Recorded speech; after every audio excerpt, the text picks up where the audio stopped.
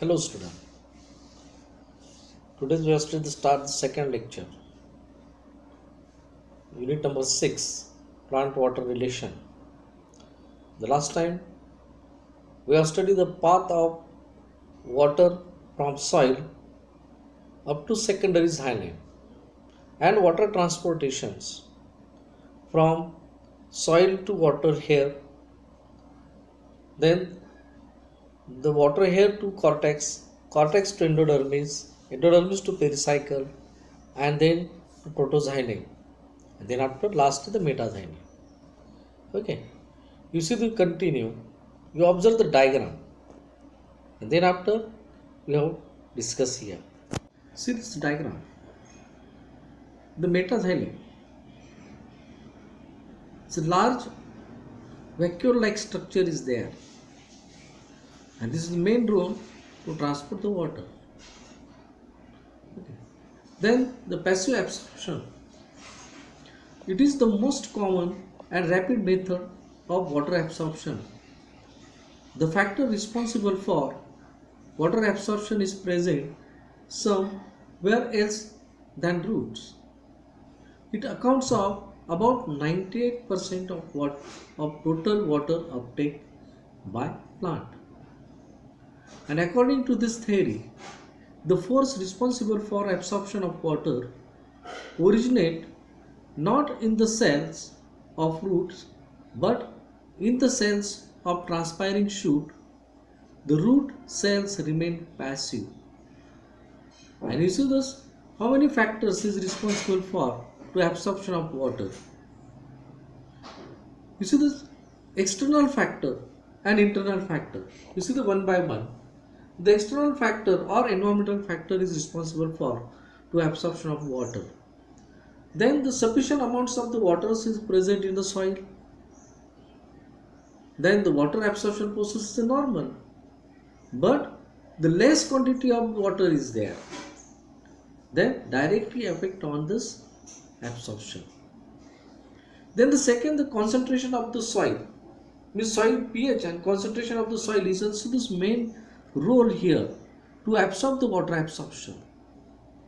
For example, to change the pH, for example acidic or alkaline, that is a effect to this water absorption process here.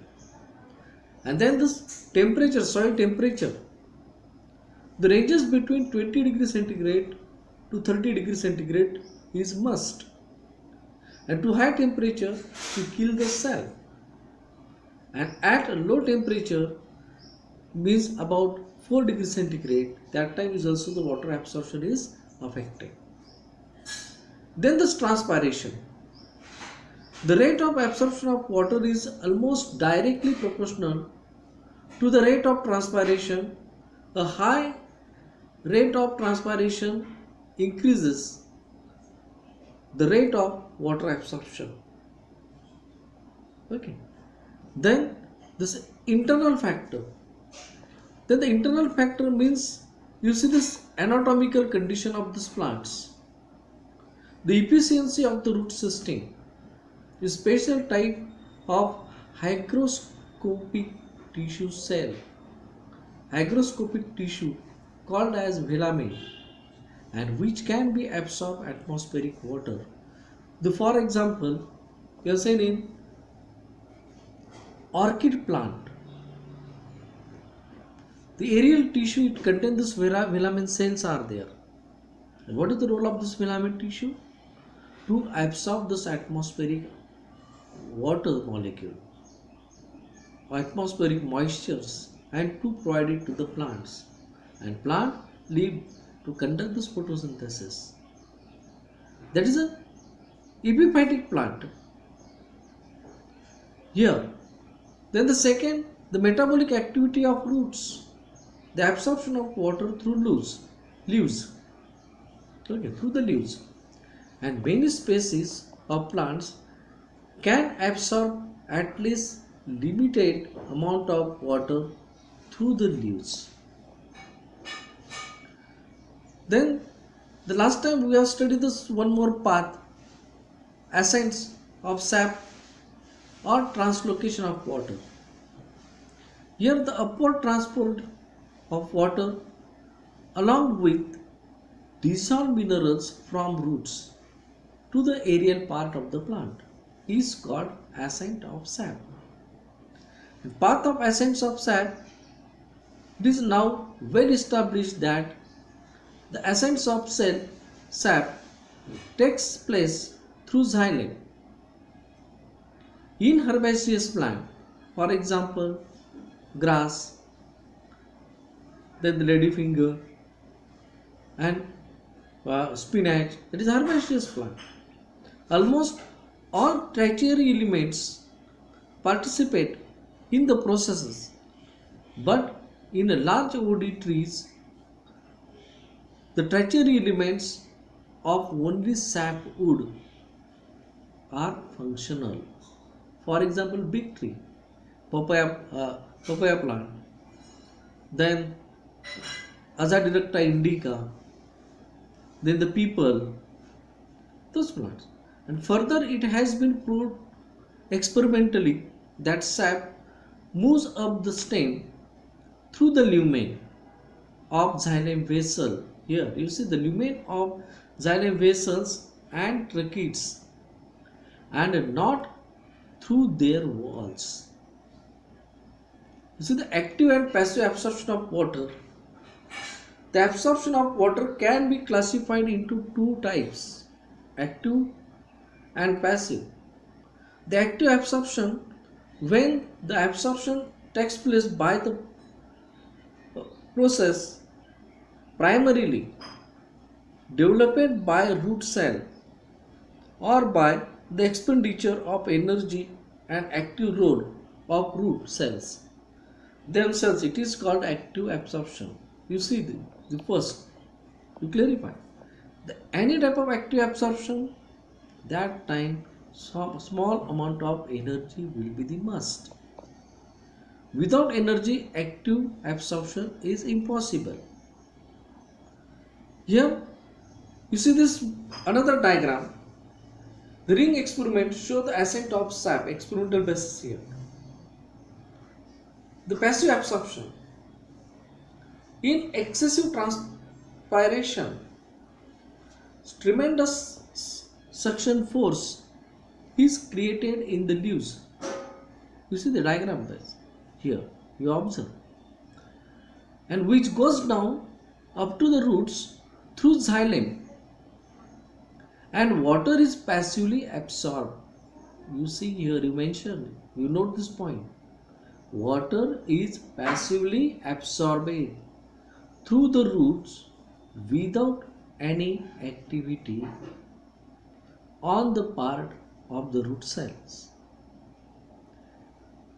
You see the different theories are there. The theories of water translocation. The first theory, water pressure theory. The theory was proposed by Priestley in 1916.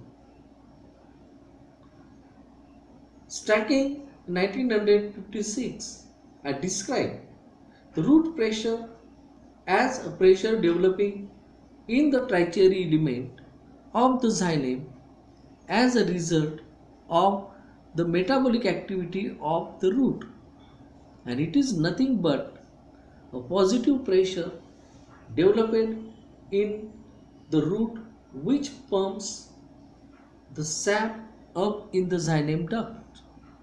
And if the stem is cut below the first leaf, you see the diagram, you observe the diagram, the stem is cut below the first leaf or near the base, the xylem sap can be seen to flow out from the cut end, and this is called exudation or blending.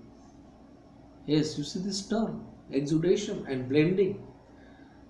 In CET and in NEET examination, this questions asked on these exudations. What do you mean by the exudations?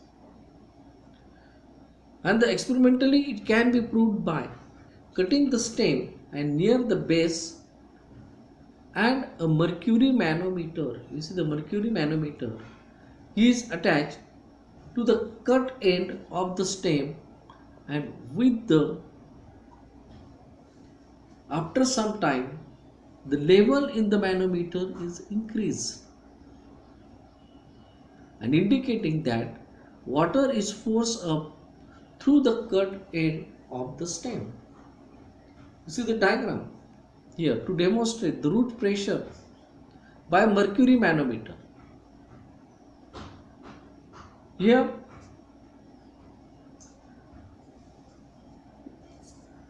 this rubber tube here, and here this strum,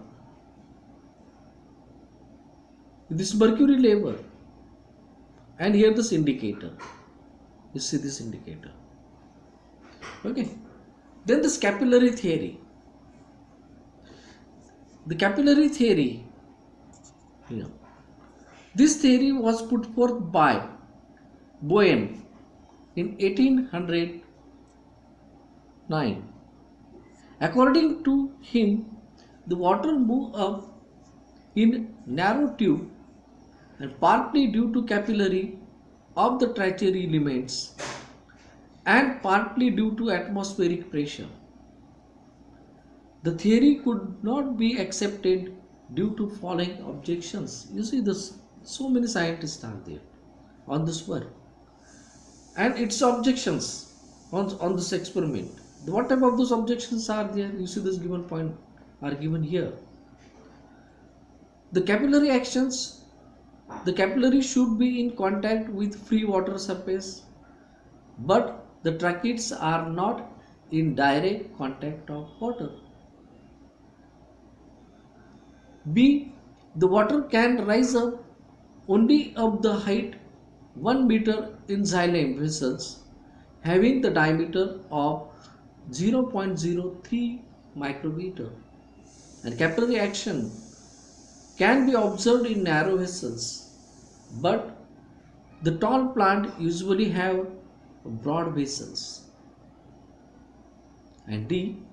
As the tracheids have narrow end walls, the capillary cannot be operative in tracheid bearing plants. Then this third theory, cohesion theory,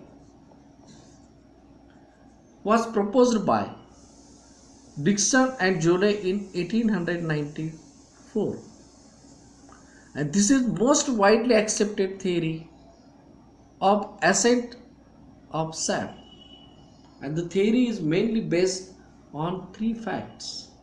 These 3 facts are explained by Dickson and Joule. First, cohesive force of water. Second, continuity of water column. And third, transpiration pool. You see this diagram to demonstrate here, to demonstrate cohesion and adhesion theory. Here this one side, here this mercury, and another you see this porous spot, for example sponge, and here this water, and surrounding temperature, surrounding atmospheric temperature is the main. The atmospheric temperature is increases, you see this direction here means this evaporation, means loss of water, and you see this on this experimental base. Here this mercury, and here this water, and above you said this twig, plant twig, and temperature means the loss of water vapor through this plant organ. That time here to decrease the level of the water here and to increase the level of this mercury. There is a cohesive force of water here. The molecule moves strong mutual attraction between them called cohesion. What do you mean by the cohesion? The mutual attraction between them. They also stick the wall of the xylem element called adhesion. The high tension of water need large tension to break the column of water. And B, continuity of water column. The continuity of water column is between leaves and the roots. The cohesive force of tensile strength of sap in the xylem vessels and structures may withstand the tension greater than 300 atmosphere.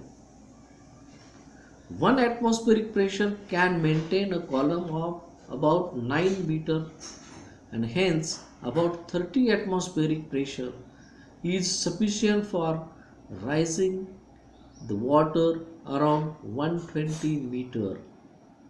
You see, 120 meter. For example, the plant like in eucalyptus, how to pull up the water, how to absorb the water.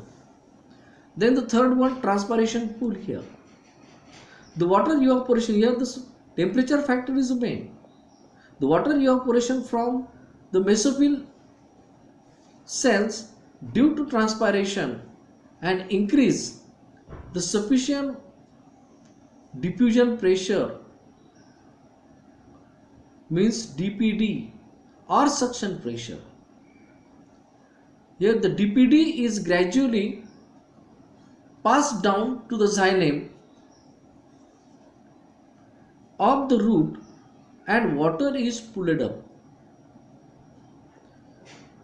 Next point, this create a constant pull or tension or water column is upward direction. You see this direction, upward direction. And this is called transpiration pull or tension in water. You see, tension in the water created. Here the less tension, the less evaporation. Here the high tension means transpiration of loss of water vapor is increases here, means to see the level. And then the next, the mechanism of absorption of water. Okay, we have studied here. Then this transport of mineral ion.